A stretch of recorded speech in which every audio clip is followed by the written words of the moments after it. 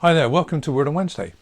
It's our opportunity in the middle of the week to kind of stop, to pause, take a breath, and re-engage with the things we looked at Gather Worship on Sunday. This Sunday we were in our lectionary readings again, and we were in the book of Isaiah, chapter 40. And it's a great word of hope that comes to a people who were about to find themselves in a situation that seemed hopeless. They were going to experience exile and powerlessness and voicelessness. They were going to be uprooted from everything they knew. And yet this word of hope comes to them who would find themselves in that place. But how could they dare to believe it? How could they dare to believe a word of hope that comes into a situation where everything around them is saying, it's hopeless. There is no hope. How could they dare to believe it? Well, we looked at the fact that it depends on the one in whom that hope rests. And so if you look at the passage, it goes through where God lobs out these comparisons. To whom will you compare me? And he goes on to talk about how he is the creator God. He brought all things into being. He talks about, he's not a lifeless idol. He's the living God. Neither is he bound by the frailty of human existence. Even the greatest and the most powerful in human existence are nothing in comparison to him. He brings the plans of the princes and rulers to nothing. He blows over them and they wither and just disappear like chaff in the wind, we're told. He is living, all-powerful, and our creator.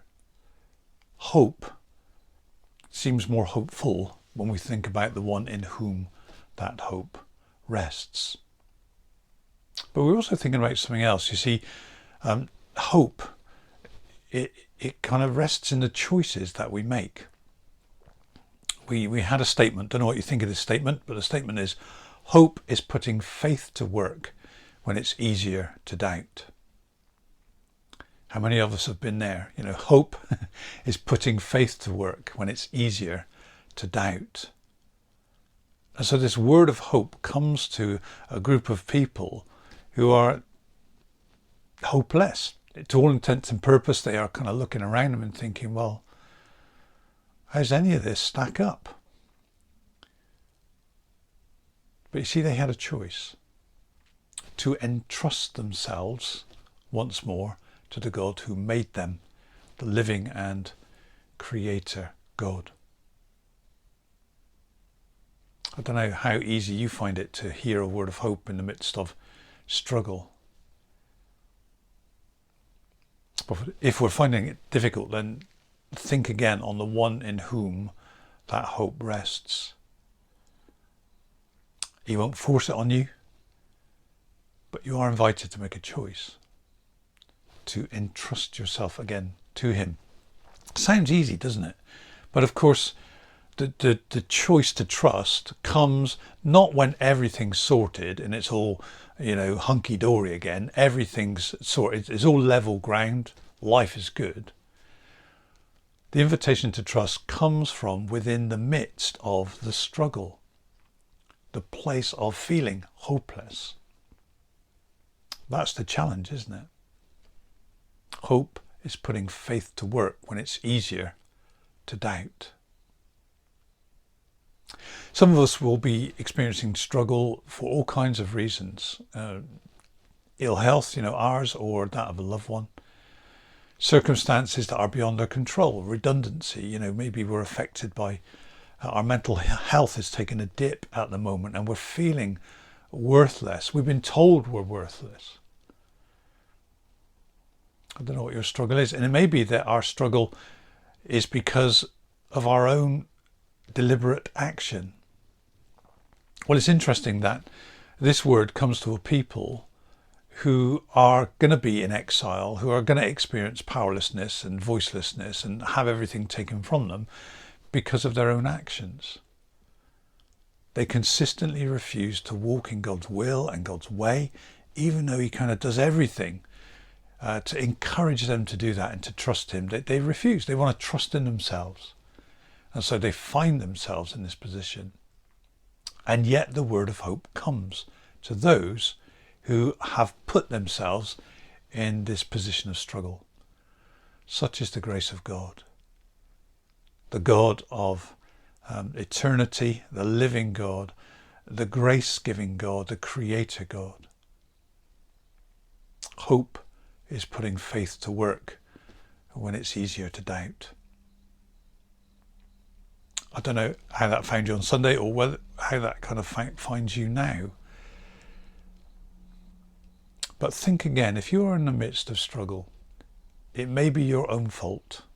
It may be circumstances way out of your control. But in the midst of struggle, think again upon the one who invites you to hope. We were at a prayer meeting on Sunday evening a couple of weeks back, and it was really heavy. Things were weighing heavy. We were praying about the world and this nation and the church in this nation, and as well as our local congregation. And things were weighing heavy. And then our sister Carol spoke a word of encouragement from God, and it was kind of, the potted version was this: I am the God of righteousness and justice. Look to me and see what I can do.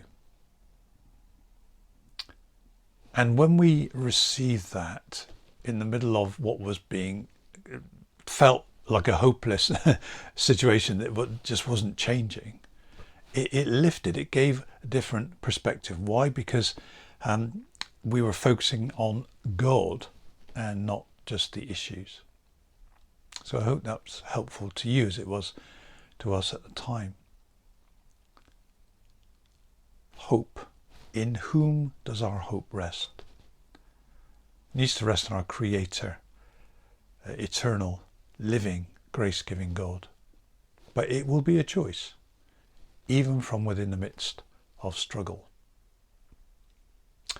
So be encouraged. If you are in the midst of something that feels hopeless, be encouraged and choose to put faith to work and entrust yourself afresh to our living God.